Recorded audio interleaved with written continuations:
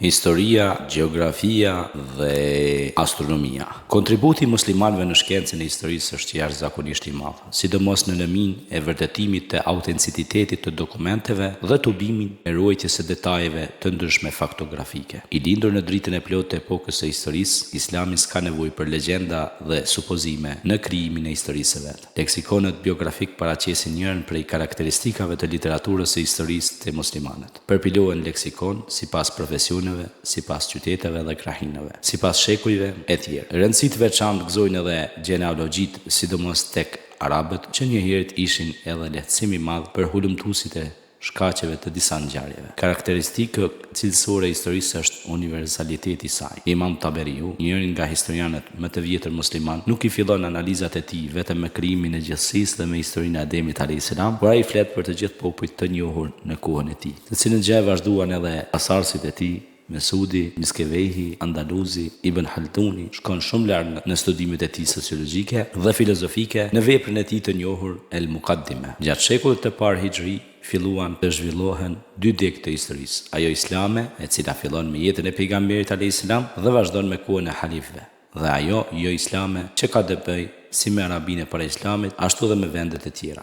Më vonë këto dy degë bashkohen në një. Gjeografia dhe topografia. Haxhillaku në Mekë dhe tregtia ndikuan në zhvillimin e komunikacionit në përmbar vendet ku sundonte Islami.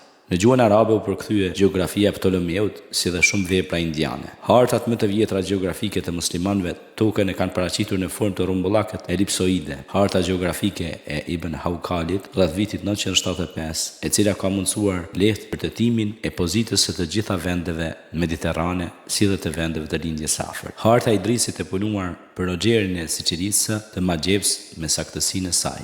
Autori i ka njohur edhe burimet e Nilit. Udhëtimet tejdetare kërkonin përdorimin e tabelave për gjerësinë dhe gjatësinë gjeografike, si dhe astrolab dhe instrumente të tjera për navigacion. Ibn Majidi, i cili ishte timonier në anijen e Vasco da Gamas deri në Indi, qysh atëherë e përmend kompasin, busullën, si gjë të njohur. Marinarët musliman të habisin me shkatësinë e tyre, duke lëndruar me anije me vela prej Basrës në Irak deri në Kin. Fjalët admiral, arsenal, kablo, tarife e tjerë që janë burimore arabe tregojnë qartë ndikimin e muslimanëve në civilizimin bashkëkohor të Perëndimit. Astronomia është një shkencë për të cilën muslimanët kanë dhënë kontribut të madh. Shumë yje edhe sot në gjuhën evropiane kanë emra arab, ndërsa Ibn Rushdi zbuloi ekzistimin e njollave në sipërfaqen diellore. Reformën e kalendarit, të cilën e bëri Omer ibn Hayami, ja i kalon sipas përsosmërisë së saj reformës së kalendarit gregorian. Janë përkthyer edhe shumë vepra nga greqishtja, sanskritishtja dhe nga gjuhë të tjera. Në shumë vende u ndërtuan observator. Në kohën e halifit Memun